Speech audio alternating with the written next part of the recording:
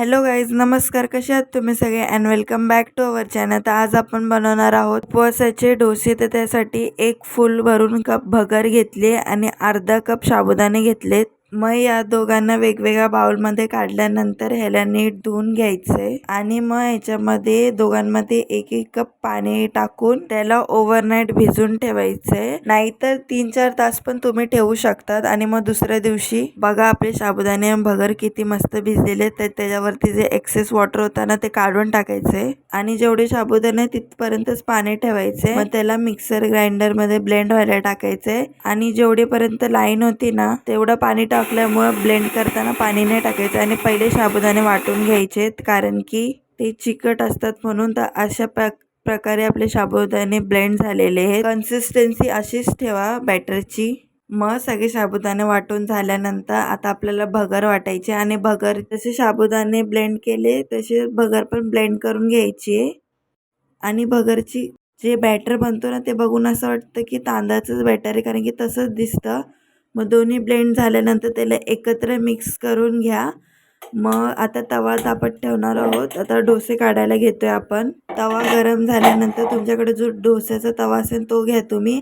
आणि बघा सेम जे आपण डोसेसाठी बॅटर करतो ना पातळ पातळ तसंच बॅटर करायचं आहे. मग त्यामध्ये अर्धा चम्मच मीठ टाकायचं आहे. आणि तुम्हाला थोडंसं स्वीट पाहिजे असेल ना डोसा तर तुम्ही एक छोटी चम्मच साखर पण टाकू शकतात. मग तवा गरम झाल्यानंतर त्याच्यावरती थोडंसं तेल टाकायचं आहे आणि जसं व्हिडिओमध्ये दिसतंय ना तसंच बॅटर पसरा. आणि इथं मी छोटे छोटे डोसे बनवते. जसं साईजनी डोसे बनवायचे असेल तसे बनवा.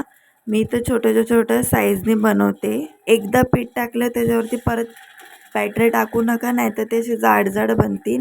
तुम्हाला असे सॉफ्ट आणि जाड आवडत असेल तर तुम्ही तसं पण बनवू शकतात.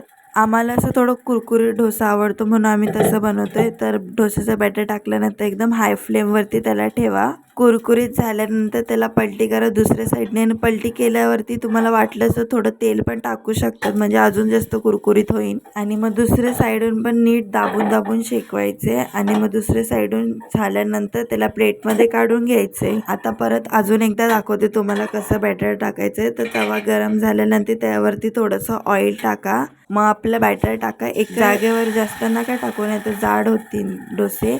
मस्त असं पातळ पातळ कुरकुरीत चहासोबत एक नंबर लागतात डोसे. बॅटर नीट टाकल्यावरती साईडला थोडंसं तेल टाकू म्हणजे आपल्या साईड लवकर निघतील, चिपकून नाही राहणार. आणि मग सेम प्रोसेस एका साईडून कुरकुरीत झाल्यानंतर पलटी करा. मग दुसऱ्या साईडून पण शिजवा. मस्त असं थोडं प्रेस करून शिजवा म्हणजे ते कुरकुरीत होतील. आणि मग रेडी झालेत आपले उपवासाचे डोसे. ह्याला मी चायसोबत खाल्लं होतं. तुम्ही चटणी बरोबर पण खाऊ शकतात आणि खायला तर एकच नंबर क्रिस्प आहे का.